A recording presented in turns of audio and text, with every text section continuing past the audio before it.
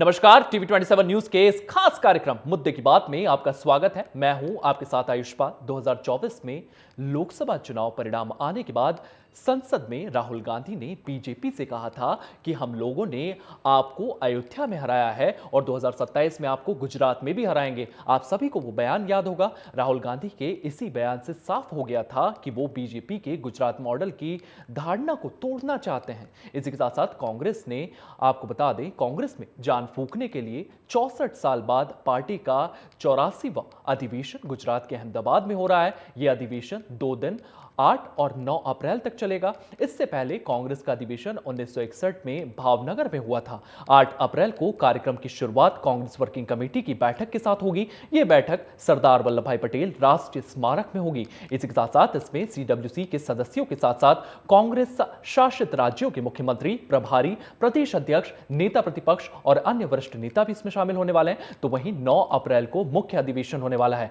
इसमें देश भर से 1700 से अधिक कांग्रेस कमेटी के प्रतिनिधि भाग लेने वाले हैं। यह कार्यक्रम साबरमती रिवर फ्रंट पर होगा। इस अधिवेशन में कांग्रेस अध्यक्ष मल्लिकार्जुन खड़गे, पूर्व अध्यक्ष सोनिया गांधी और लोकसभा में विपक्ष के नेता राहुल गांधी, प्रियंका गांधी के साथ साथ और भी वरिष्ठ नेता शामिल होंगे। कांग्रेस के लिए यह अधिवेशन 2027 के विधानसभा चुनाव के लिए रोड मैप तैयार करने की दिशा में एक बड़ा कदम होगा। वहीं बीजेपी नेता और मंत्री ऋषिकेश पटेल ने इसको लेकर के बड़ा तंज कसा है। उन्होंने कहा है कि राहुल गांधी गुजरात में सम्मेलन करें या दिल्ली में, इससे कोई फर्क नहीं पड़ेगा। गुजरात में कांग्रेस की जड़ें उखड़ गई है। वहीं उन्होंने आगे कहा कि राहुल गांधी को खुद कहना पड़ा था कि यहां 2 तरह के धड़े हैं। बयान देने के बाद ही इतने दिन बीत गए हैं और कोई फैसला नहीं लिया गया है। कांग्रेस में किसे गधा माना जाए और किसे घोड़ा माना जाए, यह तो कांग्रेस में बड़ी समस्या है। आपको बता दें कि कुछ दिन पहले गुजरात में राहुल गांधी ने कार्यकर्ताओं को संबोधित करते हुए कहा था कि यहां कांग्रेस के 2 तरह के लोग हैं। एक वे लोग जो दिल से, ईमानदारी से कांग्रेस के लिए लड़ते हैं और जनता से जुड़े हुए हैं। दूसरे वे लोग जो जनता से संपर्क नहीं रखते हैं, उनका जनता से संपर्क टूट चुका है और बीजेपी के साथ मिले हुए हैं। अगर जरूरत पड़े तो ऐसे 5 से 25 नेताओं को कांग्रेस से निकाल देना चाहिए। वैसे तो इंडिया गठबंधन में कई पार्टियां हैं, लेकिन एक सर्वे रिपोर्ट के मुताबिक 64% लोग देश में कांग्रेस को मुख्य विपक्षी पार्टी के तौर पर मानते हैं, जिसे इंडिया गठबंधन में ऑल इज वेल दिखाते हैं। आपको बता दें, इंडिया गठबंधन में कांग्रेस की एक अहम भूमिका है। उसी इंडिया गठबंधन में चुनाव से ठीक पहले दरार पड़ जाती है और सभी अलग अलग राग आपने लगते हैं, अलग अलग बातें कहने लगते हैं, जिससे कार्यकर्ताओं में कंफ्यूजन पैदा हो जाता है। अब देखना होगा कि कांग्रेस अपने इस अधिवेशन के बाद गठबंधन की राह पर चलेगी या फिर एकला चलो रे की नीति अपनाने वाली है। सवाल यह है कि कांग्रेस से गुजरात के अधिवेशन आयोजन करने का फैसला क्यों लिया है? क्या इससे पार्टी में कोई बड़ा फायदा होने वाला है? कोई बड़ा फेरबदल होगा? इसी के साथ साथ गुजरात में कांग्रेस की वास्तविक स्थिति क्या है? क्या एकला चलो रे की राह पर कांग्रेस आगे बढ़ चुकी है? क्या राहुल गांधी का गुजरात जीतने का सपना पूरा होगा? तो ये तमाम सवाल हैं जो लगातार बने हुए हैं और ये सवाल है जो पूछे जा रहे हैं और इसी को लेकर के हमारे साथ हमारे 4 मेहमान जुड़ चुके हैं। आपको बता दें, अरविंद मलिक, प्रवक्ता बीजेपी, आशीष सैनी, प्रवक्ता कांग्रेस, पंकज पांडे, राजनीतिक विश्लेषक, और विकास जोगी, राजनीतिक विश्लेषक जो हैं, ये हमारे साथ जुड़ चुके हैं। मैं सबसे पहला सवाल जो है वो आशीष सैनी जी से लेना चाहूंगा। आशीष जी, जिस तरीके से कांग्रेस का यह अधिवेशन देखने को मिल रहा है, 1995 के बाद से कांग्रेस कभी भी गुजरात नहीं जीत पाई है। क्या इस अधिवेशन के बाद कुछ बड़ा बदलाव देखने को मिलेगा? जी, मेरी आवाज आ रही है? जी, आपकी आवाज आ रही है, आप अपनी बात रखिए। देखिए, कांग्रेस पार्टी इस देश में पहला राजनीतिक दल रही है, सबसे बड़ा राजनीतिक दल रही है और कांग्रेस अपनी विचारधारा पर आज भी कायम है। महात्मा गांधी जी खुद गुजरात से थे और विचारधारा पर, और सरदार वल्लभ भाई पटेल ने पूरे देश को एकजुट करने का काम किया, एक साथ लाकर एक मंच पर इस तरह से 5 रियासतों को मिलाने का काम किया। तो वो सब कांग्रेस के विचारधारा के अनुसार ही पूरा हो सका है। विभिन्न छोटे छोटे राज्यों ने, विभिन्न धर्मों के, जातियों के, क्षेत्रों के लोगों ने कांग्रेस की विचारधारा और लीडरशिप पर विश्वास करके पूरे देश को बनाया। आज भले ही किसी दूसरे एजेंडे पर चलकर बांटने वाली जो दक्षिणपंथी विचारधारा है वह पार्टी सत्ता में हो, और गुजरात में तो लंबे समय से है, और आज जिस तरह से पूरे देश पर आज बीजेपी तीसरी बार प्रधानमंत्री बने हैं और बहुत अधिक क्षेत्र में बीजेपी का हावी है, लेकिन आज भी किसी भी मोर्चे पर, चाहे अर्थव्यवस्था के मुद्दे पर देखें, विदेश नीति के अवसर पर देखें, या फिर इंफ्रास्ट्रक्चर, शिक्षा और चिकित्सा, ये जो 5 हमारे मूलभूत प्रश्न हैं, इनमें से किसी भी पैरामीटर पर बीजेपी के पास बताने के लिए कुछ नहीं है। हमारे साथ अविरल मलिक भी जुड़ चुके हैं, प्रवक्ता बीजेपी के, मैं उनके पास जाना चाहूंगा। अविरल जी, जिस तरीके से कांग्रेस जो है यहाँ पर अधिवेशन करने वाली है, राहुल गांधी, प्रियंका गांधी यहाँ पर आने वाले हैं, और राहुल गांधी का वो बयान भी यहाँ पर याद आता है कि उन्होंने कहा था कि 2027 में हम गुजरात भी जीतेंगे, जिस तरीके से हमने अयोध्या जीता है। क्या ये सपना पूरा होते हुए नजर आ रहा है, और बीजेपी इसके लिए कितनी तैयार नजर आ रही है? जी नहीं, देखिए, जहां तक विषय कांग्रेस पार्टी का है तो पूर्ण रूप से कांग्रेस मुक्त भारत का निर्माण होना तय है। जनता ने ठान लिया है। जिस प्रकार से इस देश में कांग्रेस पार्टी की 60 साल सरकार रही, लेकिन भ्रष्टाचार को बढ़ावा देने का उन्होंने कार्य किया, घूसखोरी को एक प्रकार से बढ़ावा देने का कार्य किया, अव्यवस्था फैलाने का कार्य किया, तो निश्चित रूप से जनता ठान चुकी है कि किसी प्रकार से किसी स्तर पर, किसी स्थान पर, चाहे वो विधानसभा का चुनाव हो, चाहे वो कॉर्पोरेशन का चुनाव हो, या वो लोकसभा का चुनाव हो, किसी प्रकार से कांग्रेस पार्टी को वोट नहीं देनी है। ये जनता ने मन बनाया है, और किसी प्रकार से गुजरात प्रदेश के भीतर कांग्रेस पार्टी नहीं आ रही है। आने की बात बहुत दूर की है और हास्यास्पद है। कांग्रेस मुक्त गुजरात का निर्माण होना तय है। कोई सीट कांग्रेस पार्टी की गुजरात प्रदेश में नहीं आ रही है। इनका सुपड़ा साफ होना तय है, और किसी प्रकार से कांग्रेस पार्टी गुजरात में मजबूती नहीं है, ये बिल्कुल स्पष्ट जी। अविरल जी, जितने कॉन्फिडेंस के साथ आपने ये चीजें कही हैं, उसी को लेकर के मैं पंकज पांडे जी के पास जाना चाहूंगा, राजनीतिक विश्लेषक हैं। पंकज जी, जिस तरीके से ये कॉन्फिडेंस नजर आता है बीजेपी प्रवक्ताओं में, चाहे बीजेपी के नेताओं में, गुजरात को लेकर के, गुजरात में जो संगठन है, क्या वो इतना मजबूत है बीजेपी का, जो ये कॉन्फिडेंस वहां पर रखते हैं? आरएसएस भी वहां पर काफी मजबूत नजर आता है, और कहीं ना कहीं यही एक कारण है कि गुजरात बीजेपी हर बार जीत करके ले जाती है। देखिए, कारण बड़ा स्पष्ट है। गुजरात में 1998 से लगातार भारतीय जनता पार्टी सत्ता में है, और सत्ता में कांग्रेस पार्टी को पूरी तरह से उखाड़कर वो उसके भारतीय जनता पार्टी की वापसी हुई थी। उसके बाद से लगातार 3 दशक तक सत्ता में रहना एक छोटी मोटी बात नहीं होती है, एक बड़ी बात है। और भारतीय जनता पार्टी ने गुजरात में जो काम किए ग्रास रूट लेवल पर, उसका एक मॉडल पूरे देश में प्रस्तुत किया। और आपको याद होगा कि 2014 का लोकसभा चुनाव, उसमें आदरणीय मोदी जी बार बार गुजरात के मॉडल की बात करते थे, और बात को आज तक सभी पार्टियां भी उसको कहती हैं, और भारतीय जनता पार्टी प्रमुखता से गुजरात मॉडल को रखती है। तो गुजरात मॉडल है क्या? गुजरात मॉडल यही है कि जमीनी स्तर पर नीचे से जुड़कर काम करना। जिस समय भारतीय जनता पार्टी सत्ता में आई थी 1998 में, तो भारतीय जनता पार्टी को भुज और कच्छ के भूकंप से जो समस्याएं वहां पे हुई थी वो मिली थी भारतीय जनता पार्टी को विरासत में।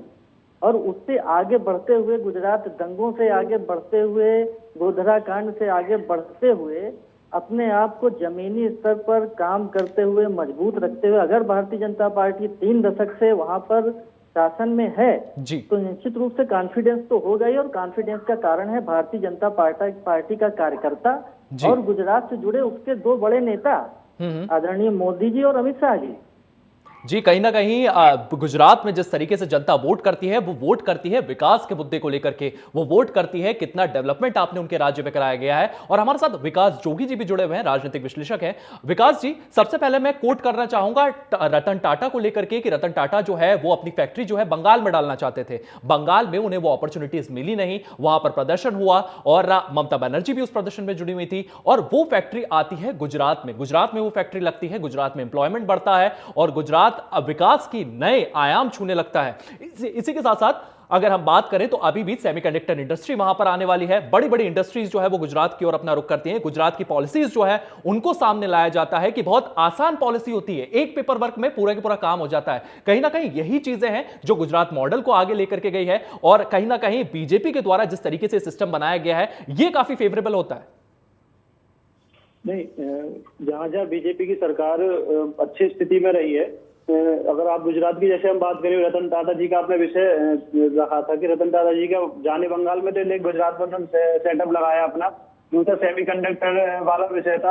अभी मैं इसमें थोड़ा सा जोड़ूंगा यूपी को। अगर यूपी को अगर हम लेके चले, एक घटना यूपी की क्या थी कि जब सरकार सपा की थी यहाँ पर, तो यहाँ पर सपा की सरकार में सबसे ज्यादा दिक्कत अगर किसी को होती थी तो वो व्यापारियों को होती थी, और वो यूपी को बिल्कुल छोड़ने की स्थिति में थे कि कैसे भी हम अपना पलायन करें, हम कहीं ऐसे सुरक्षित राज्य में जाएं, वहां अपना व्यापार करें। तो वही स्थिति गुजरात की हो या चाहे कोई भी राज्य हो, हर व्यापारी कोई भी अगर अपना प्रोजेक्ट कहीं भी अगर स्थापित करेगा, उसे स्थापित करने से पहले उसको ये रहेगा कि अगर मेरा प्रोजेक्ट गुजरात में ही मान लो किसी जिले में किसी स्थान पर मैं लगाना चाह रहा हूं, तो वहां पर मुझे क्या सुविधाएं, सुरक्षा क्या मिलेंगी, और सरकार के जो नियम कायदे, जो बहुत सारे लंबे चौड़े जो नियम कायदे सालों लग जाए उन्हें पूरा करने में, उन सब चीजों की तो कठिनाई नहीं होगी। ये मैंने एक लगभग 2 साल पहले गुजरात गया था किसी काम से, तो मैंने वहां पर खुद ये चीज महसूस की, लोगों से मिला के कंपनियां जब आती थी वहां गुजरात में, सरकार भाजपा की होने से पहले, तो उनको पहले बिचौलियों से संपर्क करना पड़ता था, तब जाकर वो मेन व्यक्ति के पास पहुंचते, तो वहां पहुंचते पहुंचते उनका बजट वहां समाप्त होने की स्थिति में तब जाकर वहां प्रोजेक्ट लगते हैं। लेकिन जैसे ही मोदी जी की सरकार आई, मोदी जी ने सबसे पहले विकास को ध्यान में रखते हुए किसी कंपनी ने अगर प्रपोजल दिया कि हम आपके गुजरात राज्य में अपना प्रोजेक्ट लगाना चाह रहे हैं, तो जब तक कंपनी का कोई प्रमुख व्यक्ति मुख्यमंत्री से मिलेगा, तब तक उसकी सारी फॉर्मेलिटीज पूरी और सेम टाइम आकर सारी चीजें एमओयू वगैरह साइन होकर फाइनल हो गए। तो ये सब चीजें भी हमको कहीं ना कहीं एक प्रदेश के विकास की ओर आगे ले जाती हैं, क्योंकि हम तो अगर मान लो अपने प्रदेश का विकास करना है, देश का विकास करना है, तो वहाँ के जो व्यापारी वर्ग के लोग हैं उनको उन पर ध्यान देना पड़ेगा, और उनकी सारी समस्याएं और उनके विशेष विषय उनकी सुरक्षा से संबंधित, कि उनके व्यापार पर कहीं कोई ऐसे गुंडे माफिया अराजक तत्वों का प्रभाव ना हो। जी, आशीष सोनी जी कुछ कहना चाह रहे हैं। आशीष जी अपनी बात रखिए। देखिए, भाजपा के प्रवक्ता तो चलो भाजपा की बात करेंगे ही, लेकिन ये जो दोनों मेहमान हैं ये भी भाजपा की बात कर रहे हैं। मैं इनसे और भाजपा प्रवक्ता से 2-3 सवाल पूछूंगा, मुझे लगता नहीं कि इनके पास जवाब होगा। भारत सरकार के समाज कल्याण के जो पैरामीटर हैं, जिसमें बाल मृत्यु दर और शिशु की जो कुपोषण वाली स्थिति है, और किशोरी की हेल्थ, उसके बाद एजुकेशन, उसके बाद तमाम चीजों पर अगर हम बात करेंगे तो गुजरात हिंदुस्तान के टॉप 10 राज्यों में भी किसी भी पैरामीटर पर नहीं है, नंबर 1 बात। दूसरे, गुजरात में हीरो का कारोबार होता है, और वो जो कारोबार है वो हमेशा वो सैकड़ों सालों से हो रहा है। तो गुजरात आर्थिक रूप से संपन्न तो पहले से ही है, लेकिन गुजरात जिन पैरामीटर पर, सोशल जस्टिस पर और सोशल पैरामीटर पर जिसको आगे आना था, आज गुजरात नहीं आ पाया। लेकिन जो गुजरात मॉडल है, जरा मैं इसकी पोल खोल दूं, गुजरात मॉडल है कि मुख्यमंत्री नरेंद्र मोदी अपने उद्योगपति मित्र को सरकारी जमीनें, सरकारी संसाधन, सरकारी तंत्र मुफ्त उपलब्ध कराएंगे। वो जितना लाभ कमाएगा उसका पैसे का इन्वेस्टमेंट करेगा, उसमें तत्कालीन मुख्यमंत्री और वर्तमान प्रधानमंत्री अपनी पूरी हिस्सेदारी रखते हैं।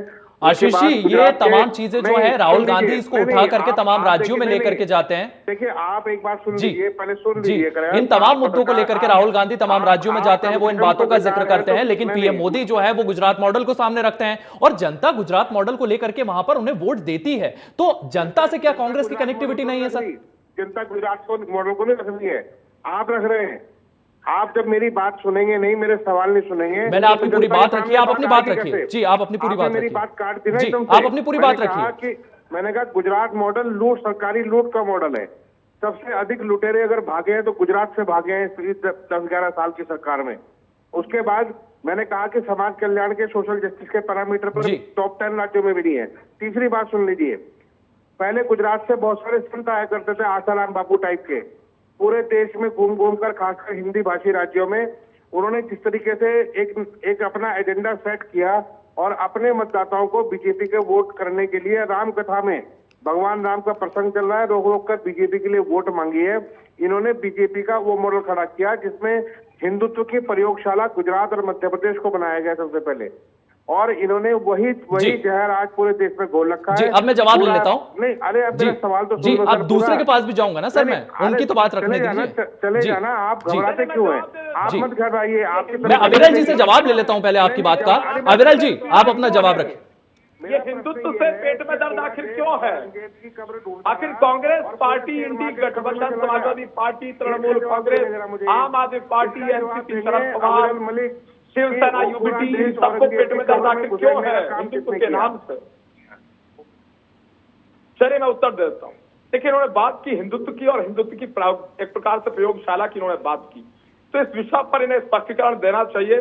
इन्हें हिंदुत्व से पीड़ा क्यों है, हिंदुत्व से पेट में दर्द क्यों है, इसका कम से कम ये उत्तर दें। इनका हिंदुत्व 90% लोगों के शोषण का काम करता है, दलित पिछड़े लोगों के शोषण का काम करता है, उनका खून पीने का काम कर रहा है।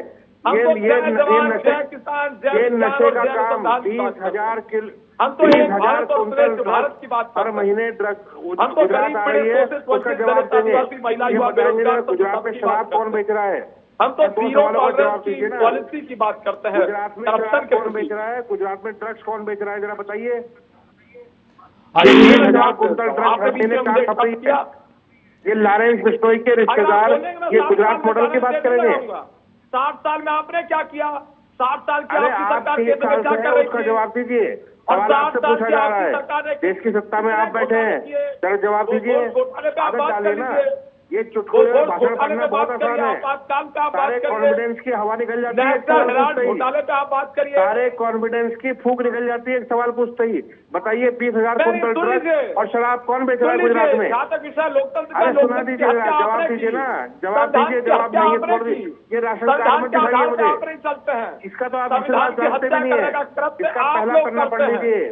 पहला पन्ना आप पढ़ लीजिए, जनता इसका को क्या है? अधिकार देना नहीं ये चाहते ऐसे हैं। झूठ बोलने से कुछ आप नहीं होगा। गरीब को उसके अधिकार ना नहीं ना ना, प्राप्त झूठ करना बोलने से कुछ चाहते नहीं हैं। होगा। आप पूरा गरीब झूठ का अधिकार और छीनने पूरी वाले लोग बकवास हैं। करेंगे तो गरीब आज पे गुजरात की हिटलर जनता भी साइड आपसे चलाने सवाल वाले पूछने लोग जा रही है। कांग्रेस आपको जवाब देना मुश्किल हो जाएगा। जवाब देना आशीष मुश्किल हो जी, जाएगा। मुद्दे की अभी बात करिए ना, अभी तो लॉ एंड ऑर्डर की अधिवेशन बात हुआ है। करिए। नहीं, अभी लॉ तो एंड ऑर्डर गुजरात की बात चालान करिए। पकड़ के पूछेगा बात आपसे करिए कि लॉ एंड सारा ऑर्डर सारी की, संपदा बात सारी करिए चौड़ करप्शन काटी। की, बात करिए राज्य नहीं, में बात जातिगत करिए जनगणना दंगों की। क्यों नहीं करा रहे हो आप? तुलनात्मक अध्ययन कर लीजिए। जातिगत जनगणना क्यों नहीं गुजरात करा का रहे लॉ हो एंड ऑर्डर गुजरात में? अच्छा है, इस बात का आपको एक्सेप्ट करना पता तो लगे ना पड़ेगा। सारा उद्योग धंधा किसके पास गुजरात है? में कोई लॉ एंड ऑर्डर का इश्यू नहीं है, कोई अपराध गुजरात में नहीं है। लॉ एंड ऑर्डर की आप बात कर लीजिए, क्राइम रेट की आप बात कर 20 लाख लीजिए। कुंटल और फिर उत्तर प्रदेश में जो आपकी गठबंधन की पार्टी रही, समाजवादी पार्टी, उसकी सरकार थी, तमाम सारे दंगे हुए, तमाम सारे उत्तर प्रदेश में माफियापन पे अखिलेश जी की सरकार के दौरान तुलना कर लीजिए। हाई स्कूल पास नहीं कर पा रहे और आपके लिए कोई मुद्दा ही नहीं है। कितनी बेशर्मी भरी पड़ी है।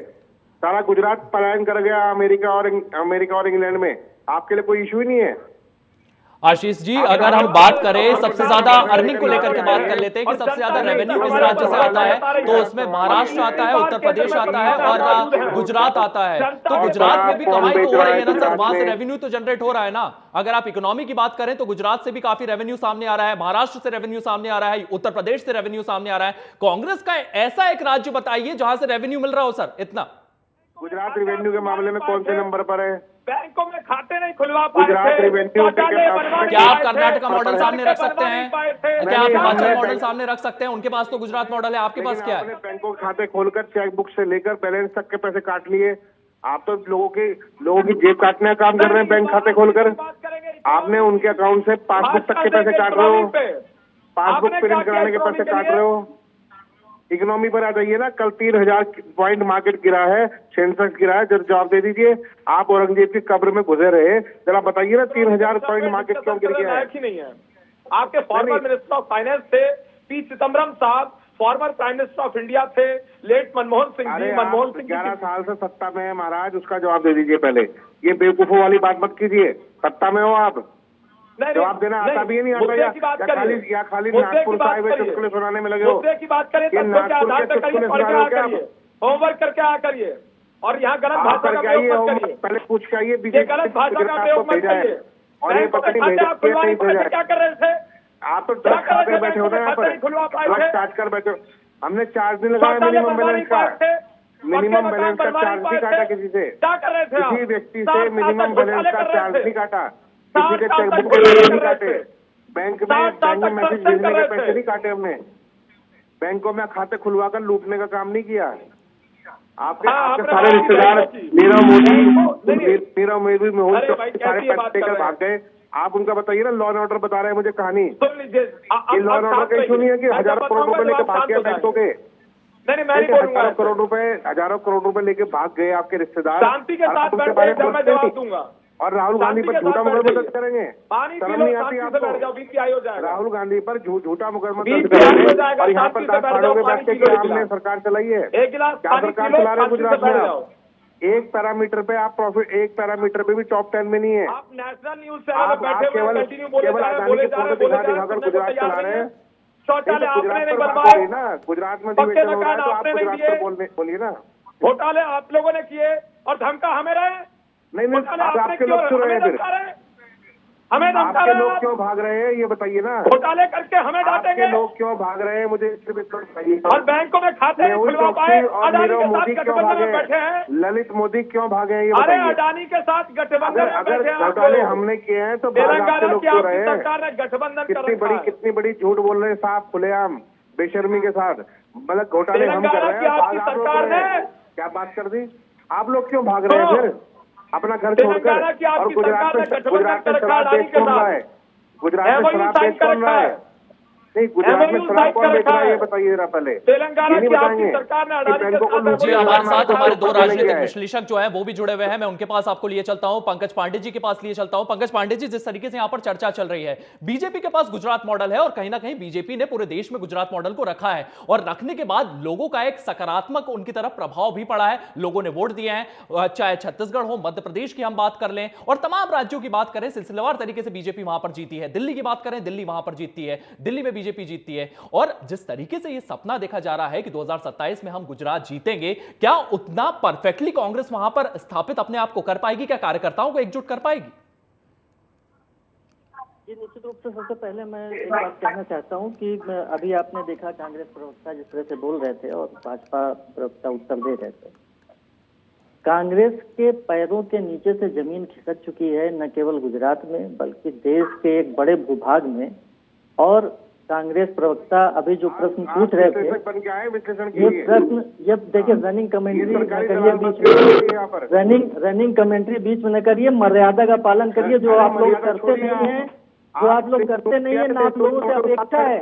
और कारण यही है कि देश की जनता ने आपका चरित्र देखा, आपका चरित्र देख लिया है और उसी के हिसाब से आपको प्रत्युत्तर भी दे दिया है कि आपके पैरों के नीचे जमीन नहीं है। न केवल अरे आप गुजरात की बात करते हैं, आपने तो अपने कांग्रेस पार्टी की जो राजनीतिक विरासत है उसको तक खो दिया है। सरदार पटेल गुजरात के एक बड़े नेता हुआ करते थे, देश के बहुत आदरणीय नेता है। उनको कभी आपने अपना माना ही नहीं। वो तो चले गए मोदी जी के पास, उनको तो ले गए मोदी जी।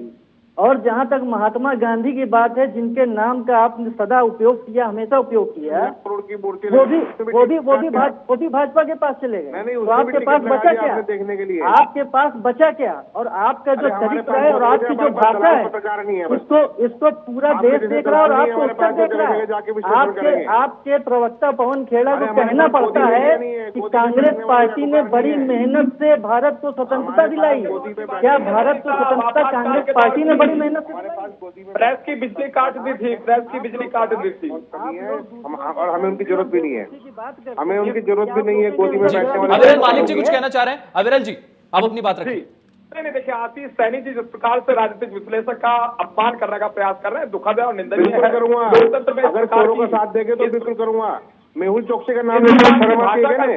नहीं, ललित मोदी का नाम लेकर शर्म महसूस हो रही है। तो निश्चित रूप से ललित मोदी के चला लेंगे ये। क्यों नहीं नाम ले रहे कि वो करोड़ों रुपए लेकर भाग गया? ये कौन से राज्य का मॉडल है? ये कौन से राज्य का मॉडल है? कह रहे हैं ये क्या? अरे नहीं, मैं बिल्कुल कह रहा हूँ दलाल है, दल्ले है। उनके फैलके में टुकड़ों पर पलने वाले लोग हैं जो टीवी पर बैठकर एक लाइन बनाते हैं। आप नीरव मोदी, ललित मोदी के दलाल हैं। और बताइए क्या कहिए? जी विकास जोगी जी भी अपनी बात रखना चाह रहे हैं, राजनीतिक विश्लेषक हैं हमारे साथ। विकास जी आप अपनी बात रखिए। जी विकास जी को सुन लेते हैं, विकास जी को सुन लेते हैं। जी ये सबसे पहले आशीष जी को थोड़ी सी मर्यादा बताओ। ये भाजपा वालों को चाहे कुछ भी बोले, लेकिन पॉलिटिकल एनालिसिस के नाम पर जो हम लोग दो लोग बैठे हुए, हम लोगों से मर्यादा में रहकर बात करने की इनको संस्कार नहीं है। बिल्कुल ये बात करेंगे फिर संस्कार वाली बात कि हम क्या? मैं कोई संस्कार वाली बात नहीं कर रहा। नहीं तो मुझे कोई जरूरत नहीं है। मैं देश के दुश्मनों से लड़ना जानता हूँ। क्या हम बीजेपी सीधे कहते हैं लगाते बीजेपी का पक्ष ले रहे हैं? हम बीजेपी का पक्ष लेते तो भाजपा प्रवक्ता होने के नाते बैठते टीवी पर। अरे तो कैसी बात कर रहे हैं? वो बैठे हैं, अपोजिट आप बैठे हैं। आपने अभी तक नीरव मोदी पर, ललित मोदी पर कोई सवाल नहीं पूछा। क्या सब आपने कुपोषण पर सवाल नहीं पूछा? बेरोजगारी को बढ़ाते रहे, महंगाई को बढ़ाते रहे, गरीबी को बढ़ाते रहे, रोजगार दे नहीं पाए। सहरी साहब मुद्दे की बात करो, कहां से कहां भाग जाते हो? संविधान अपनी पार्टी का ये संविधान कोई चौपाल पे खड़े होकर चर्चा कर रहे हैं? आशीष जी। बैठे हुए हो। आशीष जी, मैं आपसे एक आखिरी सवाल पूछना चाहता हूं कि इन तमाम मुद्दों को लेकर के कांग्रेस लगातार तमाम चुनावों में उतरी है, चाहे मध्य प्रदेश का चुनाव हो, चाहे छत्तीसगढ़ का चुनाव हो, चाहे हरियाणा का चुनाव हो, चाहे दिल्ली का चुनाव हो। इन तमाम चुनावों में कांग्रेस इन पक्षों को लेकर के, इन मुद्दों को लेकर के उतरी है, लेकिन वहां पर क्यों नहीं जीत पाई? 1995 से आपकी पार्टी जो है वो गुजरात में बाहर है, वहां पर क्यों नहीं जीत पाई? इस पर आप अपना पक्ष रखिए। मेरा केवल एक सेंटेंस में जवाब है कि हम सारे चुनाव हारने के लिए तैयार हैं, लेकिन देश के नागरिकों के हित से समझौता करने के लिए तैयार नहीं है। क्या आशीष जी देश आप के ये कहना नागरिकों चाह का रहे हैं हित कि जो हमारे लिए पहली नागरिक जो हैं, जो प्राथमिकता है। बीजेपी को जिता रहे हैं, वो देश के पक्ष में वोट मैं करते आपको हैं? कह रहे हो तैयार हूँ। हम अगर जनता को भ्रम में लाकर वोट पाई जा रही है, जनता को भ्रम में रखकर वोट ली जा रही है, तो हम उसके खिलाफ हैं। बस स्वर्गीय इंदिरा गांधी आयुष जी, ये सोनी जी से एक बार मैं ये पूछना चाहूंगा, जैसे ये राम को काल्पनिक बताते थे, क्या पैगंबर को काल्पनिक बताएंगे ये लोग? तो आप मूर्ख आदमी हैं। क्या नहीं, जी, हमको उस पे नहीं जाना चाहिए, हमको सिर्फ भारत के विकास की बात करना चाहिए, भारत के विकास के मुद्दों को लेकर के बातचीत करना चाहिए। हमारे पास समय इतना ही है। आप सभी हमारे साथ जुड़े, इसके लिए बहुत बहुत धन्यवाद। तो गुजरात को लेकर के यहाँ पर बातचीत चल रही थी कि कांग्रेस जो है वो अपने पैर गुजरात में पसारते हुए नजर आ रही है, और क्या कांग्रेस इसमें सफल हो पाएगी? लगातार तमाम बड़े नेता जो है वो गुजरात जा रहे हैं, और राहुल गांधी का सपना है कि 2027 में गुजरात फतेह करना है। क्या यह सपना पूरा हो पाएगा? ये तो समय ही बताएगा। फिलहाल वक्त तो चला है एक छोटे से ब्रेक का। आप बने रहिए टीवी 27 न्यूज के साथ।